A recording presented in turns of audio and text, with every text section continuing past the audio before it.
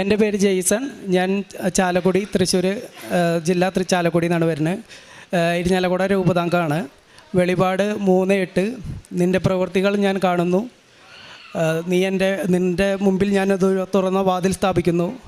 ആർക്കും അടയ്ക്കാൻ കഴിയാത്ത വിധം തുറന്ന വാതിൽ ഞാൻ സ്ഥാപിക്കുന്നു. നിൻ്റെ ഇത് പരിമിതമാണെന്ന് എനിക്കറിയാം. നീ എൻ്റെ വചനങ്ങൾ കാത്തു, നീ എന്നെ നിഷേധിച്ചില്ല. ഈ വചനമാണ് എൻ്റെ ജീവിതത്തിലെ ഏറ്റവും ഇത് കിട്ടിയ വചനം. ഞാൻ ഉടമ്പടി എടുക്കാൻ 2022 ആദ്യമായിട്ട് ഞാൻ ഈ ഉടമ്പടി കൃപാസനത്തിൽ വരുന്നത്. എൻ്റെ കൈവേദനയാണ്. Tennis എൽബോവും golf എൽബോവാണ്. ഞാനൊരു ഷെഫായിട്ട് വർക്ക് ചെയ്യണു. അപ്പോൾ കൈക്ക് ഒരുപാട് വർക്കുള്ളത് കൊണ്ട് എൻ്റെ 2 കൈയും വർക്ക് ചെയ്യാൻ പറ്റാത്ത രീതിയിൽ 3 മാസമായിട്ട് ഞാൻ പലവിധ ട്രീറ്റ്മെൻറ്റുകൾ നടത്തിക്കൊണ്ടിരിക്കുകയായിരുന്നു. ഫിസിയോതെറാപ്പി, ഉഴിച്ചൽ, ഒറ്റമൂലി, അങ്ങനെ എല്ലാ ചികിത്സകളും നടത്തി. അങ്ങനെയാണ് കൃപാസനത്തിൽ എത്തിപ്പെട്ടത്. കൃപാസനത്തിൽ വന്നു. എൻ്റെ ജീവിത പങ്കാളി ഞാനും കൂടെ വന്നു. ഉടമ്പടിയുടെ കാര്യങ്ങളെല്ലാം കേട്ടപ്പോൾ എന്നെക്കൊണ്ട് ഒരിക്കലും പറ്റാത്ത കാര്യമാണ് ഉടമ്പടി എടുക്കുക എന്നുള്ളത് മനസ്സിലായി. ഞാൻ എൻ്റെ ജീവിത പങ്കാളി അപ്പോൾ ഉടമ്പടി എടുക്കാമെന്ന് നിയോഗം വെച്ചു. അവൾ കറക്റ്റായിട്ട് നിയോഗങ്ങൾ എഴുതി. 1, എൻ്റെ കൈവേദന മാറണം. 2, ഒരു ജീവിതമാർഗം. 3, അവൾക്ക് വിദേശത്തേക്ക് പോകാനുള്ളൊരു ജോലി. അങ്ങനെ ഞങ്ങൾക്കൊരു സ്ഥാപനം തുടങ്ങണം. അങ്ങനെയുള്ള കാര്യങ്ങളെല്ലാം വെച്ചു. 90 ദിവസം കൃത്യമായിട്ട് ആൾ ഉടമ്പടി 100% 110% ആൾ പാലിച്ചു. എല്ലാ കാര്യങ്ങളും വളരെ ആത്മാർത്ഥമായിട്ട് ചെയ്തു. അവളുടെ എല്ലാ നിയോഗങ്ങളും ഒന്നൊന്നായിട്ട് നടന്നു കിട്ടി. അത് ഇവിടെ വന്ന് സാക്ഷ്യപ്പെടുത്തുകയും ചെയ്തു. എൻ്റെ കൈവേദന മാറി. ഞങ്ങൾക്കൊരു സ്ഥാപനം തുടങ്ങാൻ പറ്റി. അവൾക്ക് വിദേശത്തേക്ക് പോകാനുള്ള എല്ലാ പേപ്പർ വർക്കുകളും പെട്ടെന്ന് കാര്യങ്ങളൊക്കെ റെഡിയായി. അങ്ങനെ ഇരിക്കുന്ന സമയത്താണ് ഞങ്ങളിങ്ങനെ ഒരു സ്ഥാപനം തുടങ്ങി. വലിയ കുഴപ്പമില്ലാത്ത നല്ല കച്ചവടം, എല്ലാ രീതിയിലും സാമ്പത്തികമായിട്ടും എല്ലാം വളരെ ഹാപ്പിയായിട്ട് വീണ്ടും ഞങ്ങളുടെ ജീവിതത്തിലേക്ക് പഴയ സന്തോഷം എല്ലാം കടന്നു വന്നു.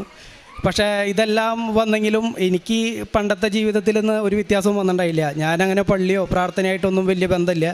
എല്ലാവരും പള്ളിയിൽ പോണ പോലെ ഞാനും പോവും. അങ്ങനെ ഒരു ആത്മാർത്ഥമായിട്ടൊരു പ്രാർത്ഥനയുടെയോ പള്ളിയുടെയോ എനിക്കുണ്ടായില്ല. അങ്ങനെ ഇരിക്കുന്ന സമയത്ത് എൻ്റെ ജീവിത പങ്കാളിയും ഞാനും പിള്ളേരും കൂടെ ഒരു ഔട്ടിങ്ങിന് പോയി. എറണാകുളത്തേക്കാണ് പോയത്. ആ സമയത്ത് എൻ്റെ ജീവിത പങ്കാളിയുടെ ഉടമ്പടി കാശുരൂപം നഷ്ടപ്പെട്ടു. ഉടമ്പടി കാശുരൂപം നഷ്ടപ്പെടാന്ന് വീട്ടിൽ തിരിച്ചു വന്നപ്പോഴാണ് അവൾ അറിയണത്. എത്ര നേരം വൈകിയാലും വീട്ടിൽ എന്തൊക്കെ ആഘോഷങ്ങളുണ്ടായാലും ആൾ ഉടമ്പടിയുടെ പ്രാർത്ഥനകളിൽ ഒരു മുടക്കവും വരുത്തില്ല. അത് എന്തൊക്കെ സംഭവിച്ചാലും അങ്ങനെ അത്രയും കൃത്യമായിട്ട് ചെയ്തുകൊണ്ടിരുന്ന ആളാണ്. അപ്പോൾ ഞാനൊരു 11:30 രാത്രി, ഞങ്ങൾ ചാലക്കുടിയിൽ നിന്ന് ഒരു 10 കിലോമീറ്റർ ഉണ്ട് ഞങ്ങളുടെ വീട്ടിലേക്ക്, വെള്ളിക്കുളങ്ങര എന്ന് പറയും. അവിടെ എത്തി കഴിഞ്ഞപ്പോൾ ഉടമ്പടി കാശുരൂപം ആളുടെ മിസ്സിംഗ് ആണ്. അപ്പോൾ ആളെൻ്റെ അടുത്ത് പറഞ്ഞു, ഉടമ്പടി കാശുരൂപം എൻ്റെ കയ്യിൽ നിന്ന് പോയിട്ടുണ്ട്, എനിക്കത് കിട്ടിയേ പറ്റുള്ളൂ, എനിക്ക് പ്രയർ എത്തിക്കണം എന്ന് പറഞ്ഞു. അപ്പോൾ ഞാൻ പറഞ്ഞു അത് രാവിലെ നോക്കാം, ഇത്രയും രാത്രിയായിട്ട് ഇനി അത് നടക്കില്ല എന്ന് പറഞ്ഞു. അപ്പോൾ ആൾ പെട്ടെന്ന് ആളുടെ മുഖമൊക്കെ ആകെ മാറി, കരച്ചിലും ബഹളവും ആകെ പറയാൻ പറ്റാത്തൊരവസ്ഥയിലേക്ക് മാറി. അത്രയും സീരിയസ് ആയിട്ട് ആളെ കണ്ടപ്പോൾ എനിക്ക് എന്തായാലും ചാലക്കുടി വരെ ഞാൻ തിരിച്ചു വന്നു. ഞാൻ ആ രാത്രി വന്ന് ഞങ്ങൾ ഭക്ഷണം കഴിച്ച റെസ്റ്റോറൻറ്റിലൊക്കെ നോക്കി, ഞങ്ങൾക്ക് കാശുരൂപം കിട്ടിയില്ല. ഞാൻ തിരിച്ച് വീട്ടിൽ വന്നു കഴിഞ്ഞപ്പോൾ ആളോട് പറഞ്ഞു ഇങ്ങനെ കിട്ടിയിട്ടില്ല. ആൾ എന്ത് ചെയ്താൽ രാത്രി കിടന്നുറങ്ങില്ല, ഭയങ്കര കരച്ചിൽ തന്നെ, വേറെ ഇതൊന്നുമില്ല. ആളുടെ മുഖഭാവമൊക്കെ മാറി, ആ കരച്ചിലും ഭയങ്കര വിഷമം. വെളുപ്പിന് 4 മണിയായപ്പോൾ ഞങ്ങൾ എണീറ്റു. ഞങ്ങൾ ചാലക്കുടിയിൽ നിന്ന് എറണാകുളം സുഭാഷ് പാർക്കിലാണ് ഞങ്ങളന്ന് പിള്ളേരായിട്ട് കൂടുതൽ നേരം സ്പെൻഡ് ചെയ്തത്. അവിടെ വെളുപ്പിന് 5:30 ആയപ്പോഴേക്കും ഞങ്ങൾ ചാലക്കുടി പാർക്കിലെത്തി. അവിടെ വന്ന് ഞങ്ങളവിടെ സെക്യൂരിറ്റിയുടെ അടുത്ത് പറഞ്ഞു ഞങ്ങളുടെ ഒരു ലോക്കറ്റ് ഇങ്ങനെ മിസ്സായിട്ടുണ്ട്, ഞങ്ങൾ ചാലക്കുടിയിൽ നിന്നാണ് വരുന്നത്. അപ്പോൾ സെക്യൂരിറ്റി പറഞ്ഞു അത് കുഴപ്പമില്ല, നിങ്ങൾ ഒരു കാര്യം ചെയ്യും, 6 മണിയാകുമ്പോൾ ഇവിടുത്തെ സൂപ്പർവൈസർ വരും, അവർ വരുമ്പോഴാണ് നമുക്ക് ഇതിനകത്തേക്ക് കയറാൻ പറ്റുള്ളൂ എന്ന് പറഞ്ഞു. ഞങ്ങളവിടെ വെയിറ്റ് ചെയ്തു. 6 മണിയായപ്പോൾ അവരുടെ ക്ലീനിങ് സൂപ്പർവൈസർ വന്നു. അതൊരു മുസ്ലിം സ്ത്രീയാണ്. അപ്പോൾ അവരോട് ഞാൻ പറഞ്ഞു ഞങ്ങളുടെ അങ്ങനെ ഒരു ലോക്കറ്റ് പോയിട്ടുണ്ട്, ഇന്ന ഭാഗത്താണ് പോയിക്കുന്നത്. അപ്പോൾ അവർ പറഞ്ഞു കുഴപ്പമില്ല, നിങ്ങൾ കയറി ചെക്ക് ചെയ്തോളാൻ പറഞ്ഞു. അപ്പോൾ അവരും വന്ന് സഹായിച്ചു. അപ്പോൾ എൻ്റെ അടുത്ത് ചോദിച്ചു എത്ര പവനുണ്ടെന്ന് ചോദിച്ചു. ഞാൻ പറഞ്ഞത് പവനൊന്നല്ല, ഒരു പ്ലാസ്റ്റിക്കിൻ്റെ ഒരു ലോക്കറ്റാണ്. അപ്പോൾ അവരെൻ്റെ അടുത്ത് പറഞ്ഞു പ്ലാസ്റ്റിക്കിൻ്റെ ഒരു ലോക്കറ്റിന് വേണ്ടിയിട്ടാണ് ഈ വെളുപ്പാങ്കാലത്ത് നിങ്ങൾ തൃശ്ശൂരിൽ നിന്ന് ഇത്രപ്പെടുത്ത് വഴി വന്നത്. അപ്പോൾ എൻ്റെ ജീവിത പങ്കാളിയുടെ ഒരു കോലം കണ്ടു കഴിഞ്ഞാൽ തനിയൊരു ഭ്രാന്തത്തിയുടെ പോലെയാണ്. ആകെ കണ്ണൊക്കെ നിറഞ്ഞൊഴുകി ഇവള് വിതുമ്പിയിട്ടാണ് പറയുന്നത്. ഒരു വീട്ടിൽ ഒരു മരണപ്പെട്ട എങ്ങനെയാണ് വിതുമ്പിയിട്ട് വാക്കുകൾ പറയുമോ അതേപോലെ ഇതാണ് ഇവളുടെ ഉടമ്പടി ലോക്കറ്റ് കാണാനില്ല എന്ന് ഇവരോട് വിവരിക്കണേ. ഇവളുടെ കരച്ചിൽ കേട്ടിട്ട് അവിടെ ചുറ്റുണ്ടായിരുന്ന ഈ ക്ലീനിങ്ങിലുള്ള ചേച്ചിമാരെല്ലാവരും വന്ന് പരിശോധിക്കാൻ തുടങ്ങി. അപ്പോൾ അവർ ആലപ്പുഴയിൽ ഇത്രയും അത്ഭുതങ്ങളൊക്കെ നടക്കണ ആശീർവാണോ, ഈ കാശുരൂപത്തിന് എന്തത്ര പ്രത്യേകത? അപ്പോൾ ഞാൻ പറഞ്ഞു കാശ് കൊടുത്താൽ കിട്ടില്ല, അതുകൊണ്ടാണ് ഇത്രയും ഞങ്ങൾ ഇവിടെ വന്ന് തിരയണേ. അപ്പോൾ അവർ അഡ്രസ്സൊക്കെ എഴുതി മേടിച്ചു, എന്തെങ്കിലും കാരണവശാൽ ഞങ്ങൾക്ക് കിട്ടുകയാണെങ്കിൽ അയക്കാമെന്ന് പറഞ്ഞു. അങ്ങനെ അത് കിട്ടിയില്ല. ആ സമയത്ത് ഇവൾക്കത് കാശിരൂപം കിട്ടിയേ പറ്റുള്ളൂ. പിന്നെ ഞാനിവിടെ ആലപ്പുഴ വന്നു. ഞങ്ങൾ ബൈക്കുമായിരുന്നു. അവിടെ നിന്ന് വീണ്ടും എറണാകുളത്തുനിന്ന് ചാലക്കുടിയിൽ നിന്ന് എറണാകുളം പോയി, എറണാകുളത്ത് നിന്ന് ആലപ്പുഴ വന്ന് ഇവിടെ വന്ന് അന്ന് ലെറ്റർ എഴുതി കൊടുത്താൽ ഇവിടുന്ന് കാശിരൂപം കിട്ടുമായിരുന്നു. പക്ഷേ ആ കാശിരൂപമല്ല, വേറൊരു കാശിരൂപമാണ്. അത് ഇന്നും പൊന്നു പോലെ വൈഫ് സൂക്ഷിക്കുന്നുണ്ട്. പക്ഷേ ഈ കാശിരൂപം നഷ്ടപ്പെട്ട അന്ന് തൊട്ട് ഞങ്ങളുടെ ജീവിതത്തിൽ ഒരുപാട് വ്യത്യാസങ്ങൾ വന്നു തുടങ്ങി. ഒരുപാട് വ്യത്യാസങ്ങൾ തുടങ്ങിയ അത് കഴിഞ്ഞ് ഒരു മാസം കഴിഞ്ഞപ്പോൾ നല്ല രീതിയിൽ ഭയങ്കര കടയിൽ നല്ല കച്ചവടം പൊടിക്കണ്. ഞാനൊരു ഷെഫായതുകൊണ്ട് തന്നെ നമുക്ക് നല്ല രീതിയിൽ ഭക്ഷണം കൊടുക്കാൻ എല്ലാ കാര്യങ്ങളും പറ്റുമായിരുന്നു. പക്ഷേ എനിക്ക് ഞായറാഴ്ച നമ്മുടെ ഈ സ്ഥാപനം വരുന്നത് ചിമ്മിണി ഡാമാണ്, ടൂറിസ്റ്റ് മേഖലയാണ്. തൊട്ടപ്പുറത്ത് പള്ളിയുണ്ട്, ഔസപിതാവിൻ്റെ പള്ളിയുണ്ട്. ഞായറാഴ്ച വളരെ നല്ല കുർബാനയും കാര്യങ്ങളൊക്കെയാണ്. പക്ഷേ ഞാൻ പള്ളി പോകാറില്ല, കാരണം എനിക്ക് കച്ചവടമായിരുന്നു വലുത്. മാതാവ് കാലിലിടാൻ തന്ന ചെരുപ്പ് ഞാനത് തലയിൽ വെച്ചു എന്ന് പറയുന്നതായിരിക്കും നല്ലത്. എനിക്കിത് ദൈവകൃപയാലാണ് ഇതെല്ലാം കിട്ടുന്നതെന്നുള്ളത് മനസ്സിലാക്കാനുള്ള അനുഗ്രഹം എനിക്കുണ്ടായില്ല. ഇതെല്ലാം എൻ്റെ കഴിവിൽ ഞാൻ ഉണ്ടാക്കിയത് എന്നുള്ളൊരു ചിന്തയായിരുന്നു എനിക്ക് ഈ ദൈവം തന്ന സൗഖ്യമോ അതൊന്നും എനിക്ക് ഓർമ്മയുണ്ടായില്ല. അച്ഛനിവിടെ പറയാറുള്ള പോലെ ഒന്നാമത്തെ ഉടമ്പടിയിലെല്ലാം കിട്ടും, അത് കഴിഞ്ഞാൽ പിന്നെ ആരും ശ്രദ്ധിക്കില്ല. പക്ഷേ എൻ്റെ ജീവിത പങ്കാളി മുട്ടിപ്പായിട്ട് പ്രാർത്ഥിക്കായിരുന്നു. അങ്ങനെ ജീവിതത്തിൽ പ്രശ്നങ്ങൾ അന്ന് തൊട്ട് ആരംഭിച്ചു. ജീവിത പങ്കാളിയുടെ എല്ലാ പേപ്പർ വർക്കുകളും അവിടെ പെൻഡിങ്ങായി. അവൾക്ക് വിദേശത്തേക്ക് പോകാനായിട്ട് നിന്നായിരുന്ന എല്ലാ സാഹചര്യങ്ങളും അവിടുന്ന് സർട്ടിഫിക്കറ്റുകൾ ഇവിടുന്ന് DOV ശരിയാക്കി ഇറ്റലിയിലേക്ക് അയച്ച എല്ലാ സർട്ടിഫിക്കറ്റുകളും ഞങ്ങൾക്ക് തിരിച്ചു വന്നു. നിങ്ങൾക്കിപ്പോൾ പോകാൻ പറ്റില്ല. പക്ഷെ അവളുടെ ബാക്കിൽ കൊടുത്ത എല്ലാവരും അവിടെ എത്തിച്ചു, അവർക്ക് മാത്രം പോകാൻ പറ്റിയില്ല. പിന്നെ ഞങ്ങളുടെ സ്ഥാപനത്തിൽ കച്ചവടം നന്നായിട്ടുണ്ട്. പക്ഷേ എനിക്കെന്ന് വെച്ച് കഴിഞ്ഞാൽ ഞാൻ പെട്ടെന്ന് ഭയങ്കര ദേഷ്യക്കാരനാണ്. ദേഷ്യക്കാരൻ എന്ന് വെച്ചാൽ അതേപോലെ ആയിരുന്നു. ഞാൻ പെട്ടെന്ന് നമ്മൾ തെറിയൊക്കെ പറയാമെന്ന് പറഞ്ഞാൽ പോലെയുള്ള ഒരു അവസ്ഥയിലാണ്. എൻ്റെ കൂടെയുള്ള സ്റ്റാഫിനും എല്ലാവരും ഞാൻ ഭയങ്കരമായിട്ട് ചൊടിപ്പിക്കുകയായിരുന്നു. അങ്ങനെ ആരും പെട്ടെന്ന് വെറുപ്പിക്കുന്ന ഒരു സ്വഭാവം എൻ്റെ കയ്യിലുണ്ടായിരുന്നു. അതിന് എനിക്ക് പെട്ടെന്ന് കഴിയുമായിരുന്നു. അപ്പോൾ അങ്ങനെ ജീവിത പങ്കാളി ഞാനും തമ്മിൽ ചർച്ചയായി. ഞങ്ങൾ തമ്മിൽ പറയണത് അങ്ങോട്ടും ഇങ്ങോട്ടും നിസ്സാര കാര്യങ്ങളുണ്ടാവുള്ളൂ. പക്ഷേ ഒരിക്കലും മനസ്സിലാവില്ല. സമാധാനം എന്നുള്ളത് ഞങ്ങൾക്ക് അറിയാത്തൊരു കാര്യമായിപ്പോയി. എല്ലാം ഉണ്ട്, സാമ്പത്തികം കുഴപ്പമില്ല, എല്ലാ കാര്യങ്ങളും ഒക്കെയാണ്. പക്ഷേ നമുക്ക് ഒന്നും മനസ്സിലാവാത്തൊരവസ്ഥയിലെത്തി. അങ്ങനെ എന്ത് ചെയ്യണം എന്ന് ഒരു പിടുത്തമില്ലാത്തൊരു സമയത്താണ് എൻ്റെ ഒരു ഫ്രണ്ട് ഞങ്ങളുടെ ഹോട്ടലിലേക്ക് വരുന്നു. അപ്പോൾ ഈ ഹോട്ടൽ മാതാവ് തന്നതായതുകൊണ്ട് മാതാവിൻ്റെ കൃപാസനത്തിൻ്റെ ഒരു സ്റ്റാച്ചു നമ്മുടെ അവിടെ ഹോട്ടലിൽ വെച്ചിട്ടുണ്ട്. അപ്പോൾ എൻ്റെ ഫ്രണ്ട് ചോദിച്ചു, നീ കൃപാസനത്തിൽ പോകാറുണ്ടോ, ഉടമ്പടി എടുത്തിട്ടുണ്ടോ എന്ന് ചോദിച്ചു. ഞാൻ പറഞ്ഞു, ഞാൻ ഉടമ്പടി എടുത്തിട്ടില്ല, എൻ്റെ ജീവിത പങ്കാളിയാണ് ഉടമ്പടി എടുത്തിരിക്കുന്നത്. ഞാനപ്പോൾ പറഞ്ഞു, അപ്പോൾ എൻ്റെ ഫ്രണ്ട് പറഞ്ഞു, നിൻ്റെ കാര്യത്തിന് നീയായിരുന്നു ഉടമ്പടി എടുക്കേണ്ടത്, ഒരിക്കലും ജീവിത പങ്കാളി എല്ലാവർക്കും ഉടമ്പടി എടുക്കണ്ടേ. അപ്പോൾ ഞാനങ്ങനെ ഉടമ്പടി എടുക്കാൻ പറഞ്ഞു കഴിഞ്ഞപ്പോൾ എനിക്ക് അവൾ പറഞ്ഞത് ഭയങ്കരമായിട്ട് ഉള്ളിൽ സ്ട്രൈക്ക് ചെയ്തു. ഞാൻ ഉടമ്പടി എടുക്കാമെന്ന് പറഞ്ഞാൽ പക്ഷേ നമ്മളെ കൊണ്ട് ഒരിക്കലും പറ്റില്ല. ഈ 5:30 എഴുന്നേൽക്കുക, പള്ളിയിൽ പോവുക. ഞാൻ എൻ്റെ മുഴുവൻ കുർബാന ഞാൻ ഇന്ന് വരെ അങ്ങനെ കണ്ടിട്ടില്ല. എൻ്റെ വീടിൻ്റെ അടുത്ത് 5 പള്ളിയുണ്ട് തൊട്ട് മുറ്റത്ത്. പക്ഷേ അച്ഛൻ പള്ളിയിൽ കയറുന്നതും അച്ഛൻ പള്ളിയിൽ നിന്ന് ഇറങ്ങുന്നതും ഞാൻ ഇന്ന് വരെ കണ്ടിട്ടില്ല. കാരണം ഞാൻ എല്ലാ കുർബാനയ്ക്കും പ്രസംഗം കഴിഞ്ഞിട്ട് ഞാൻ കുർബാനയിൽ എത്താറുള്ളൂ. അച്ഛൻ ആൾക്കാരെ വിട്ടു പോണതിനെക്കാട്ടി മുമ്പ് ഞാൻ എൻ്റെ വീട്ടിലെത്തായിരുന്നു. എനിക്ക് അതേപോലെ നമ്മൾ കുടുംബ പ്രാർത്ഥന എത്തിക്കുമ്പോൾ കുടുംബ പ്രാർത്ഥന ഞാൻ എപ്പോഴും കട്ട് ഓഫ് അടിക്കുമായിരുന്നു. അതായത് ഇപ്പോൾ ഒരു 3 നർമ്മ നിറഞ്ഞെന്ന് പറയുമ്പോൾ എത്തിയെന്നുണ്ടെങ്കിൽ ഞാൻ പറയും അത് മതി, പിതാവിനും പുത്രനും എത്തിക്ക് എന്ന് പറഞ്ഞ് അങ്ങനെ ഒരു രീതിയിലായിരുന്നു. എന്താ പ്രാർത്ഥിക്കണമെന്നോ എങ്ങനെ പ്രാർത്ഥിക്കണമെന്നോ എനിക്ക് വലിയൊരു ഉപഭാവമൊന്നും ഉണ്ടായിരുന്നില്ല. പിന്നെ എൻ്റെ കാഴ്ചപ്പാടിൽ നമ്മുടെ ജീവിതം അല്ലാണ്ട് മറ്റുള്ളവരുടെ ജീവിതത്തിലേക്ക് ഞാൻ തലയിട്ട് നോക്കാറുമില്ല. മറ്റുള്ളവരെ സഹായിക്കുക അങ്ങനെയുള്ള കാര്യങ്ങളൊന്നും എനിക്കുണ്ടായില്ല. അങ്ങനൊരു നമ്മുടെ ജീവിതം നമ്മുടെ കാര്യങ്ങളൊന്നും വിചാരിച്ച് നിൽക്കുന്ന സമയത്താണ് എൻ്റെ ജീവിതത്തിൽ ഇങ്ങനെയുള്ള പ്രശ്നങ്ങളൊക്കെ ഉണ്ടാവുന്നത്. അപ്പോൾ ഇവൾ പറഞ്ഞ കാര്യങ്ങളൊക്കെ വെച്ചും ഈ ഉടമ്പടിയിലത്തുള്ള കാര്യങ്ങൾ വെച്ച് നോക്കുമ്പോൾ മറ്റുള്ളവരെ സഹായിക്കുക, കുർബാനയ്ക്ക് പോവുക, ഇതൊക്കെ എന്നെ കൊണ്ട് ഒരിക്കലും പറ്റാത്ത കാര്യമാണ്. എന്നാലും ഞാൻ 2 ദിവസം ഇവൾ പറഞ്ഞ കാര്യം ആലോചിച്ചു. ഒരു 2 ദിവസം കഴിഞ്ഞപ്പോൾ ഞാൻ എൻ്റെ ജീവിത പങ്കാളിയോട് പറഞ്ഞു, നമുക്ക് ഉടമ്പടി എടുക്കാൻ കൃപാസനത്തേക്ക് പോകാം. അപ്പോൾ അവൾ പറഞ്ഞു, ആർക്കാണ്, ഞാൻ എടുത്തോളാം എന്ന് പറഞ്ഞു. അപ്പോൾ എൻ്റെ അടുത്ത് പറഞ്ഞു, വെറുതെ അവിടെ പോയിട്ട് ആവശ്യമില്ലാത്ത പണി മേടിക്കരുത്. നമ്മുടെ ജോസഫ് അച്ഛൻ പറയാറുള്ള പോലെ കൃപാസനത്തിൽ വന്നിട്ട് പണി മേടിക്കേണ്ട, ഉള്ള പണി മര്യാദയ്ക്ക് കൊണ്ട് നടന്നാൽ പോരെ എന്നുള്ള പറയുന്ന പോലെ എൻ്റെ ജീവിത പങ്കാളിയും പറഞ്ഞു. ഞാൻ പറഞ്ഞല്ല, ഞാനത് എൻ്റെ പരമാവധി ഞാൻ ശ്രമിക്കും, എന്തായാലും പോവാമെന്ന് പറഞ്ഞു. അങ്ങനെ എൻ്റെ നിർബന്ധത്തിന് വഴങ്ങി ആൾ വന്നു. ഞാൻ കൃപാസനത്തിൽ ഇവിടെ വന്ന് ഉടമ്പടി എടുത്തു. ഉടമ്പടി നിയോഗ പേപ്പർ കിട്ടിയപ്പോൾ തന്നെ ഞാൻ മാതാവിൻ്റെ അടുത്ത് പറഞ്ഞു, ഫസ്റ്റത്തെ നിയോഗം, ഈ 90 ദിവസം എനിക്ക് ഉടമ്പടി ചെയ്യാൻ മാതാവ് എന്നെ സഹായിക്കണം. അപ്പോൾ ഞാൻ 90 ദിവസം അങ്ങനെ ആദ്യത്തെ ഉടമ്പടി അത് ചെയ്തു. പിന്നെ രണ്ടാമത്തെ മൂന്നാമത്തെ എനിക്ക് അങ്ങനെ വലിയ കാര്യമായിട്ടൊന്നും എഴുതാനുണ്ടായില്ല. കാരണം വലിയ പ്രശ്നങ്ങളൊന്നും ഇല്ലാണ്ട് പോണ കാരണം കൊണ്ട്, വലിയ പ്രശ്നങ്ങളെന്ന് വെച്ചാൽ എൻ്റെ മെയിൻ പ്രശ്നങ്ങൾ ഇതൊക്കെ തന്നെയാണ്. സമാധാനമല്ല, വീട്ടിൽ അങ്ങോട്ടും ഇങ്ങോട്ടും ഉള്ള പ്രശ്നങ്ങളും, മൊത്തത്തിലൊരു സമാധാനമില്ല, സാമ്പത്തികമായിട്ടുള്ള പ്രശ്നങ്ങളും ഇതൊക്കെയാണ്. അപ്പോൾ അങ്ങനെ വലിയ കാര്യമായിട്ടൊന്നും ഞാൻ എഴുതാൻ നിന്നില്ല. അപ്പോൾ ഇത് പിന്നെ നമുക്ക് കിട്ടുമോ, 90 ദിവസം പൂർത്തിയാക്കാൻ പറ്റുകയാണെങ്കിലല്ലേ മറ്റുള്ള കാര്യത്തിനെക്കുറിച്ച് ആലോചിക്കേണ്ടോ എന്നുള്ളതാണ് എൻ്റെ ചിന്ത. അങ്ങനെ ഞാൻ ഇവിടുന്ന് പോയി. എനിക്ക് അന്ന് തൊട്ട് ഇന്ന് വരെ ഞാൻ 5ാമത്തെ ഉടമ്പടിയാണ് പുതുക്കിയത്. അന്ന് തൊട്ട് ഇന്ന് വരെ ഈ 2-4 ദിവസം ഞാൻ ട്രെയിൻ യാത്ര ചെയ്തതല്ലാതെ ഒരു ദിവസം പോലും എൻ്റെ വിശുദ്ധ കുർബാന മുടങ്ങാൻ ദൈവം എനിക്ക് ഇടവരുത്തിയിട്ടില്ല. ഞാൻ ബോംബെയിലായാലും ബാംഗ്ലൂരായാലും ഈ 2 സ്ഥലത്ത് ഞാൻ പോയപ്പോൾ എനിക്ക് അവിടെ വിശുദ്ധ കുർബാന ദൈവം ഒരുക്കിയിട്ടുണ്ടായി. അതേപോലെ ഇപ്പോൾ ഞാൻ ഡൽഹിയിൽ പോയപ്പം എനിക്ക് അവിടെ ഞാൻ ട്രെയിനിൽ നിന്ന് ഇറങ്ങി അന്ന് തന്നെ എനിക്ക് വിശുദ്ധ കുർബാന 2 വട്ടം എനിക്ക് കിട്ടിയായിരുന്നു. ഈ 4 ദിവസത്തിൽ ഒഴിച്ച് ഒറ്റ വിശുദ്ധ കുർബാന മുഴുവൻ ബലി എനിക്ക് പങ്കെടുക്കാൻ പറ്റിയിട്ടുണ്ടായി. അതാണ് എൻ്റെ ഏറ്റവും വലിയ സാക്ഷ്യം. എനിക്ക് ഒരിക്കലും ഞാനാലെ സാക്ഷ്യം പെടുത്താൻ പറ്റണതല്ല. അതേപോലെ തന്നെ ഞാൻ ഇവിടുന്ന് ഉടമ്പടി എടുത്ത അന്ന് തന്നെ എൻ്റെ ഫേസ്ബുക്കിൽ ഞാൻ റീൽസുകൾ മാത്രമേ കാണാറുള്ളൂ. അതേപോലെ നമ്മൾ സിനിമയുടെ കട്ടിങ്സ് അങ്ങനെയുള്ള കാര്യങ്ങൾ മാത്രമേ കാണാറുള്ളൂ.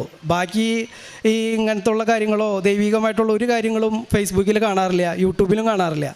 ഞാനിവിടുന്ന് ഉടമ്പടി എടുത്ത് ചെന്ന അന്ന് വൈകിട്ട് എൻ്റെ ഫേസ്ബുക്കിലെ എല്ലാ പേജുകളും അൺലൈക്ക് ചെയ്തു.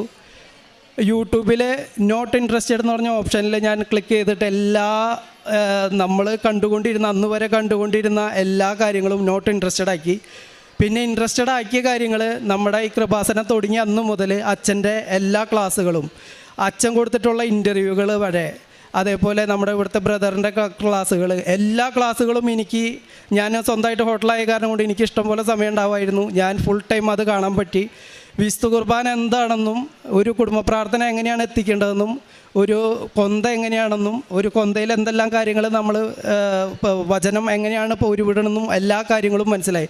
ഇത്രയും 37 വർഷമായി, എനിക്ക് 38 വയസ്സായി, 37 വർഷം വരെ ഞാൻ ജീവിച്ചിട്ട് എനിക്ക് മനസ്സിലാവാത്ത കാര്യങ്ങൾ ഒരു കൊച്ചിൻ്റെ അടുത്ത് ഈശോ പറഞ്ഞു കൊടുക്കണ പോലെ, അല്ലെങ്കിൽ പരിശുദ്ധ അമ്മ പറഞ്ഞു കൊടുക്കണ പോലെ പരിശുദ്ധ അമ്മയുടെ മടിയിലിരുന്ന് എല്ലാ കാര്യങ്ങളും ഞാൻ ഒന്നായിട്ട് പഠിച്ചു.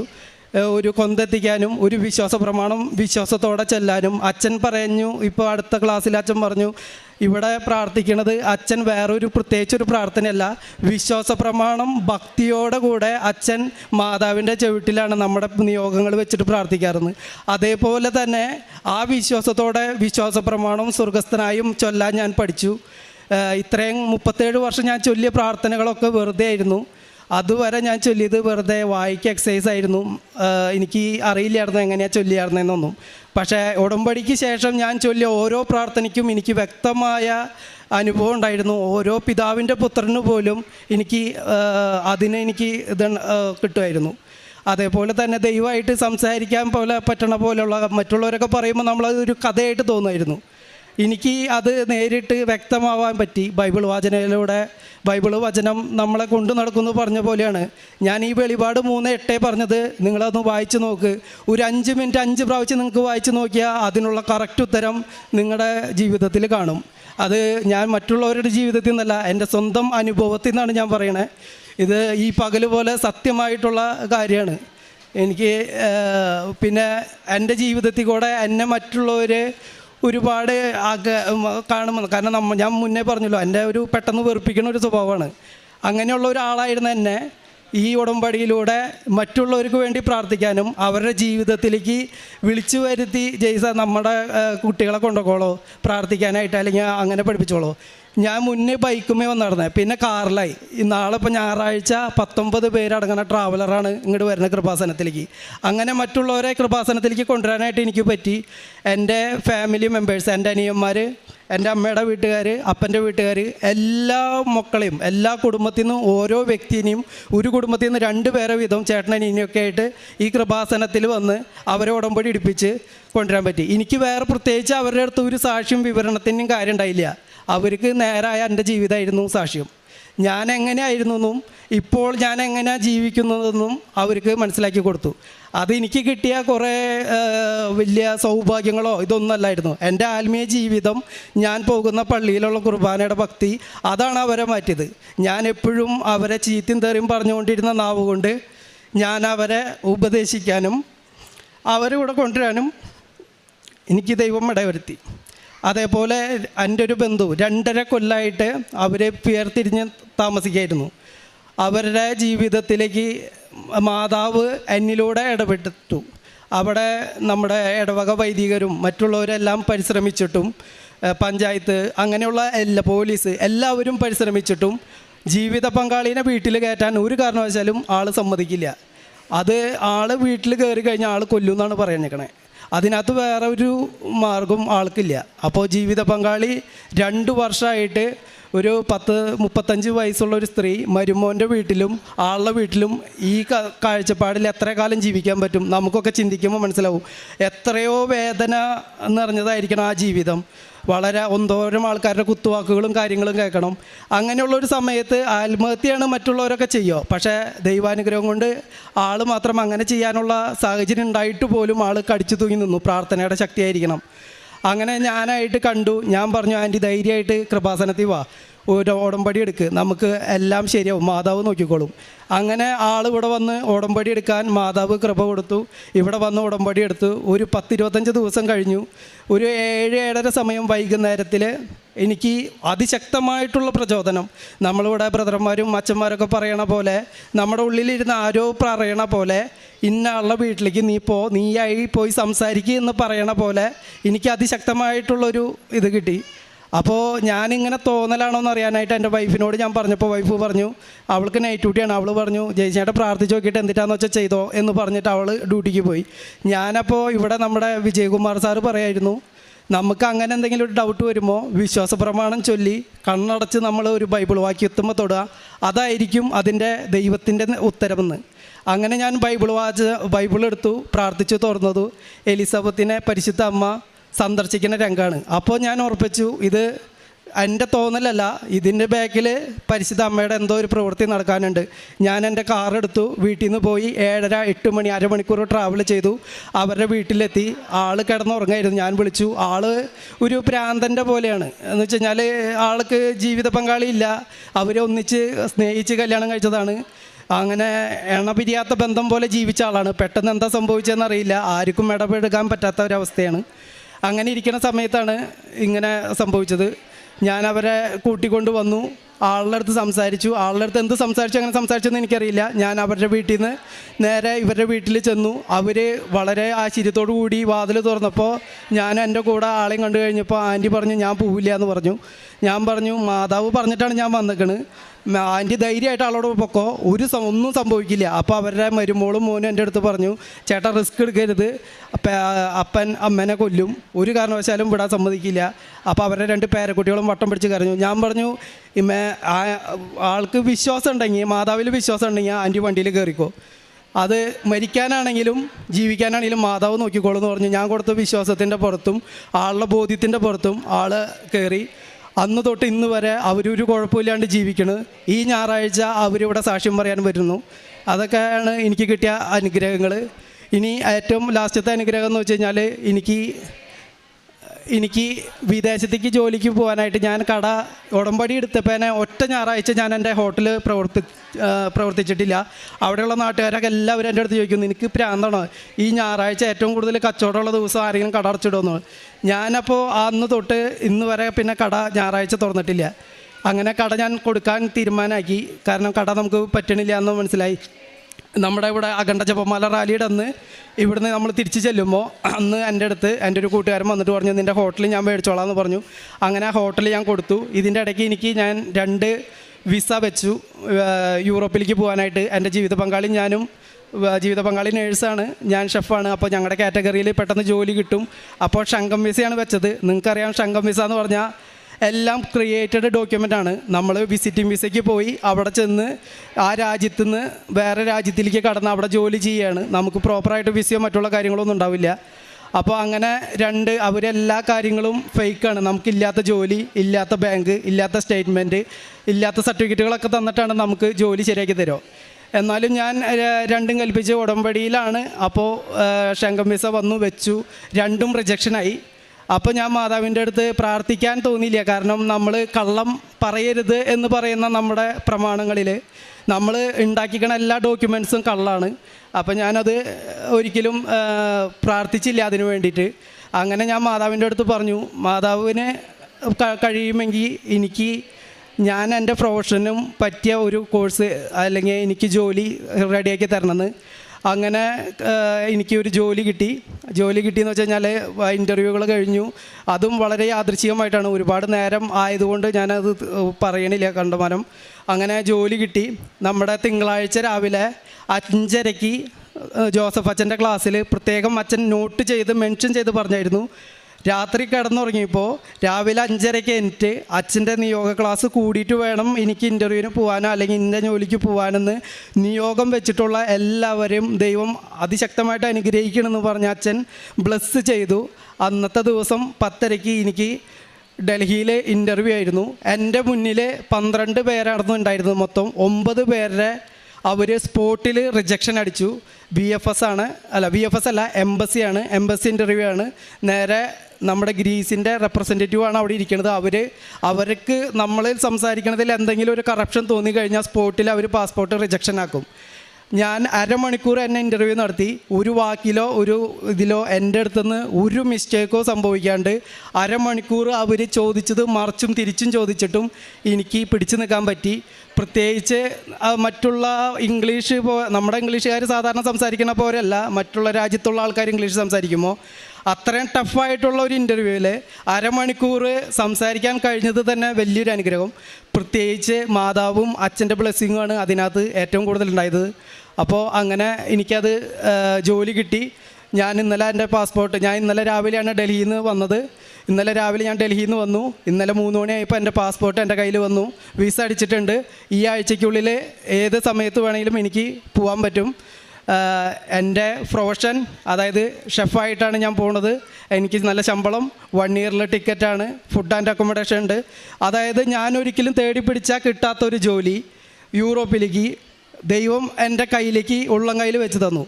വെളിപാട് 3:8 പറയണത്, എൻ്റെ പരിമിതി ദൈവത്തിനറിയാം, പക്ഷേ ഞാൻ വചനം കാത്തതുകൊണ്ടും ദൈവത്തിനെ നിഷേധിക്കാത്തത് കാരണം കൊണ്ടും ആർക്കും അടയ്ക്കാൻ കഴിയാത്തൊരു വാതിൽ എൻ്റെ നേരെ ദൈവം തുറന്നിട്ടുണ്ടായിരുന്നു. അതേപോലെ ജീവിത പങ്കാളിയുടെ ആ ഹോസ്പിറ്റലിലേക്ക് ഇനി ചെല്ലണ്ടെന്ന് പറഞ്ഞ ആ ഹോസ്പിറ്റലിൽ നിന്ന് വീണ്ടും വിളിച്ചു.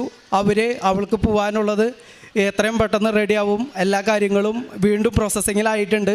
വീണ്ടും അവർ വിളിച്ചു. എല്ലാം അവസാനിപ്പിച്ചു കൊടുത്തുനിന്ന് വീണ്ടും ദൈവം തുടങ്ങി. അവൾ ഇത്രയും വൈകിപ്പിച്ചത് എൻ്റെ ഒരു വിശദീകരണത്തിന് വേണ്ടിയാണ്. നിങ്ങളോട് എളിയ അഭ്യർത്ഥന എനിക്ക് ഉള്ളത്, എൻ്റെ ഈ ജീവിതത്തിൽ, ആത്മീയ ജീവിതത്തിൽ മരണം വരെ നിലനിൽക്കാൻ നിങ്ങളെല്ലാവരും എനിക്ക് വേണ്ടി പ്രാർത്ഥിക്കണം. ഒരുപാട് പേരെ ഇനിയും കൃപാസനത്തിലേക്കും മറ്റുള്ളവർക്കും കൊണ്ടുവരാൻ പ്രാർത്ഥിക്കണം. നിങ്ങൾക്കൊരു മുന്നറിയിപ്പും കൂടിയാണ് ഞാൻ. ഒരിക്കലും ഉടമ്പടിയിൽ നിന്ന് കിട്ടണ നിങ്ങളുടെ നിയോഗങ്ങൾ സാക്ഷാത്കരിക്കുമ്പോൾ ദൈവത്തെ മറന്ന് നിങ്ങൾ ജീവിക്കരുത്. അതിന് വലിയ വില കൊടുക്കേണ്ടി വരും എന്നുള്ളത് ഒരു അനുഭവത്തിൻ്റെ വെളിച്ചത്തിലാണ് ഞാൻ പറയുന്നത്. നിങ്ങളുടെ കാല് പിടിച്ച് ഞാൻ പറയാണ്, ഇത് ഒരു ജീവിത അനുഭവമാണ്, അല്ലാണ്ട് വേറെ മറ്റുള്ളവരുടെ കഥയോ അതൊന്നുമല്ല. ചങ്കിൽ തൊട്ടിട്ടുള്ള സത്യമാണ് ഞാൻ നിങ്ങളുടെ അടുത്ത് പറയണത്. എൻ്റെ ഒരു അനുഭവം. ഇനി ഞാൻ രക്ഷപ്പെട്ടതാണ്, അല്ലെങ്കിൽ ഞാൻ വല്ല മദ്യപാനത്തിനോ മറ്റുള്ള കാര്യങ്ങൾക്കൊക്കെ ഞാൻ അടിമപ്പെട്ടു പോയാനെ. എൻ്റെ ജീവിത പങ്കാളിയും എൻ്റെ അമ്മയുടെയും പ്രാർത്ഥന കൊണ്ടാണ് എനിക്ക് വീണ്ടും കൃപാസനത്തിൽ വരാനൊക്കെ പറ്റിയത്. അല്ലെങ്കിൽ ഒരു കുടുംബം നശിക്കാൻ ഈ ഒറ്റൊരു കാരണം മതിയായിരുന്നു. അപ്പോൾ ഇവിടെ ഉടമ്പടി വെള്ളം ചേർക്കാണ്ട് ചെയ്ത എല്ലാ കാര്യങ്ങളും നടക്കുന്നുള്ള 100% ഉറപ്പാണ്. എൻ്റെ പ്രേക്ഷിത പ്രവർത്തനം എന്ന് പറയുന്നത് ഞാൻ പറഞ്ഞില്ലേ, എൻ്റെ സ്റ്റാഫിനെ ഞാൻ തെറി പറഞ്ഞായിരുന്നു, മല്ലന്നുണി ചീത്ത വിളിച്ചായിരുന്നു. എല്ലാ സ്റ്റാഫും ഇപ്പോൾ ഇവിടെ ഉടമ്പടിയിലാണ്. 3ഉം 2ഉം പുതുക്കിയവരുണ്ട്. അതിനകത്ത് പള്ളിയിൽ പോകാൻ എന്നെ പോലെ തന്നെ മടിയുള്ളവരുണ്ടായിരുന്നു. ഇപ്പോൾ അവരെൻ്റെ അടുത്ത് പറയും, ചേട്ടാ ഉടമ്പടി എടുത്തപ്പേനെ അവർക്ക് ഗൾഫിൽ പോകാനോ അല്ലെന്നുണ്ടെങ്കിൽ അവർക്ക് കടം മാറാനോ ബാധ്യതകളോ ഒന്നുമില്ല. അവർ പറയും, ചേട്ടാ ഉടമ്പടി എടുത്തപ്പേനെ വീട്ടിൽ ഭയങ്കര റെസ്പെക്റ്റാണ്. അപ്പോൾ മുന്നേ ദേടാ ചോറ് വേണമെങ്കിൽ തന്നോന്ന് പറയണം, അമ്മ ഇപ്പോൾ വാമോനെ ചോറുണ്ടോ എന്ന് പറയണമെന്ന് പറയും. അത്രയും പിള്ളേരുകൾക്ക് ഭയങ്കരമായിട്ട് എഫക്റ്റായി. എൻ്റെ ജീവിതം അവർക്ക് മാതൃകയാകാനായിട്ട് ദൈവം എന്നെ അനുഗ്രഹിച്ചു. അതേപോലെ തന്നെയാണ് ഇപ്പോൾ ഒരുപാട് പേരെ കൃപാസനത്തിലേക്ക് കൊണ്ടുവരാനും.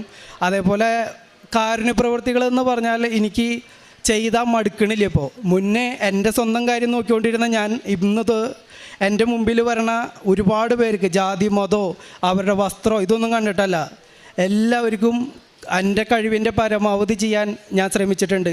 പല കുടുംബങ്ങളും ഞാൻ അന്വേഷിച്ച് തേടി പിടിച്ച് നമ്മൾ പറയാം ബൈക്ക് ആക്സിഡൻ്റൊക്കെ പറ്റിയിട്ട് പല വീടുകളിലും ഇപ്പോഴും കിടക്കണ ഒരുപാട് പേരുണ്ട്. അപ്പോൾ അവരുടെ വീടുകളിലേക്കൊക്കെ ചെല്ലുമ്പോൾ അവർ അതിശയപ്പെട്ട് എൻ്റെ അടുത്ത് ചോദിച്ചിട്ടുണ്ട്, എങ്ങനെയാണ് ചേട്ടാ അറിഞ്ഞേ? അപ്പോൾ ഞാൻ പറയും അത്, അപ്പോൾ നമ്മൾ വാതിൽ തുറക്കുമ്പോൾ കാണാം ഒരുവിധം വീടുകളിലൊക്കെ കൃപാസനത്തിൻ്റെ പത്രവും കൃപാസന മാതാവും ഉണ്ടാവും. ഞാൻ പറയും, ചേച്ചി ഞാനിവിടെ വന്നതിന് പ്രത്യേകിച്ചൊരു കാരണമില്ല, ആ ഇരിക്കണ മാതാവാണ് കാരണം. അപ്പോൾ എന്നെക്കൊണ്ട് പറ്റാവുന്ന ഒരു തുക ഞാൻ അവരുടെ അടുത്ത് കൊടുക്കുമ്പോൾ ദൈവം പ്രകാശമാവണമെന്ന് ഞാൻ കണ്ടിട്ടുണ്ട് അവരുടെ കണ്ണിൽ. ഭക്ഷണം കൊടുത്ത് ഞാൻ തിരിഞ്ഞ് നടക്കുമ്പോൾ ഒരുപാട് ആൾക്കാർ കൈയെടുത്ത് അവർ കൈ കൂപ്പി അനുഗ്രഹിക്കുന്നതും നമുക്ക് വേണ്ടി അവർ മുകളിലോട്ട് നോക്കി പ്രാർത്ഥിക്കുന്നതും ഞാൻ കണ്ടിട്ടുണ്ട്. നമ്മൾ കൊടുക്കണേനെ ദൈവം അതിൻ്റെ ഇരട്ടി തിരിച്ചു തരുമെന്ന് പറയണത് ഞാൻ അനുഭവിച്ചിട്ടുണ്ട്. ഇന്ന് വരെ എനിക്ക് എൻ്റെ ജീവിതത്തിൽ മുന്നേ ഈ കണ്ട കാലം മൊത്തം ഞാൻ ജീവിച്ചിട്ടും 37 കൊല്ലം ഞാൻ ജീവിച്ചിട്ടും അച്ഛൻ പറയാറുള്ള പോലെ 38 വർഷത്തെ അച്ഛൻ്റെ പൗരോഹിത്യം പോലെ ഈ 37 കൊല്ലം ജീവിച്ചിട്ടും കിട്ടാത്ത ഒരു അനുഭവം. ഞാൻ 2500 രൂപ വരെ ഒരു ദിവസം നാട്ടിൽ ശമ്പളം മേടിച്ചുകൊണ്ടിരുന്ന വ്യക്തിയാണ്. അപ്പോൾ നിങ്ങൾക്ക് ഊഹിക്കാം 2500 രൂപ ഒരു നാട്ടിൽ ശമ്പളം മേടിക്കണേ എത്ര രൂപയുടെ നമുക്ക് അത്രയും എൻജോയ് ചെയ്ത് ജീവിക്കാൻ പറ്റും. അതിലൊന്നും കിട്ടാത്തൊരു ആനന്ദം മറ്റുള്ളവരുടെ ജീവിതത്തിൽ നമ്മൾ കൊടുക്കുമ്പോൾ കിട്ടുന്നുണ്ട്. ഇതൊന്നും ഒരു പാഴ്വാക്കല്ല. ഇതിനെക്കുറിച്ച് മറ്റുള്ളവർ എന്തു പറഞ്ഞാലും എന്നെ സംബന്ധിച്ച് എനിക്കൊരു ചുക്കുമില്ല.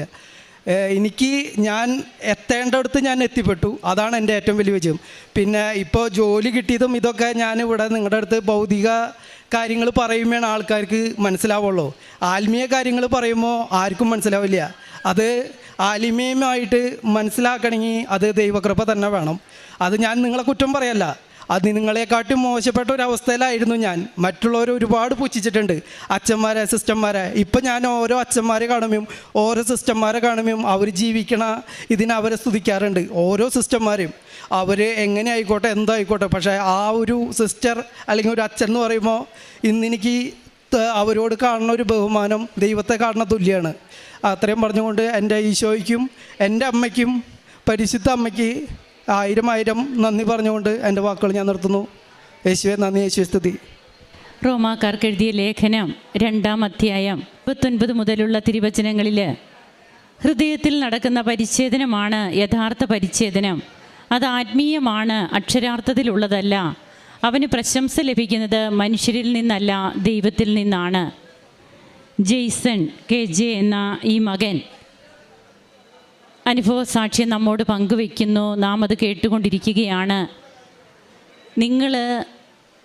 ഞാൻ പറയുന്നത് എൻ്റെ ചങ്കിൽ കൈവച്ച് ഞാൻ പറയുകയാണ്, ഇത് എവിടെയോ നടന്ന കാര്യമല്ല, എൻ്റെ ജീവിതത്തിൻ്റെ സത്യം എന്ന് പറഞ്ഞ് ഈ മകൻ നമ്മോട് പറയുമ്പോൾ തൻ്റെ ജീവിത വഴികൾ അതെങ്ങനെയായിരുന്നു.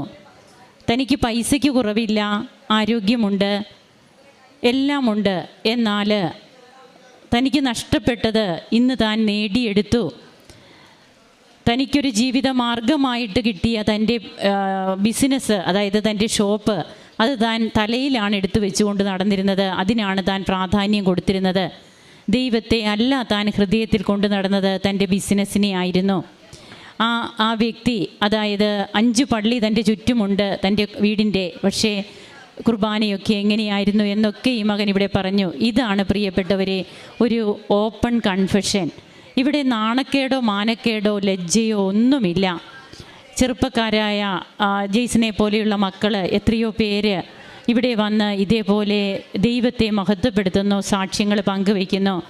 ഇത് ജീവിക്കുന്ന അനുഭവം ഇന്ന് ഈ മകൻ പറയുമ്പോൾ തനിക്ക് ഭൗതികമായിട്ട് കിട്ടിയ കാര്യങ്ങൾ എന്തൊക്കെയെന്നെല്ലാം ജെയ്സൺ അക്കമിട്ട് ഇവിടെ പറഞ്ഞു കഴിഞ്ഞു.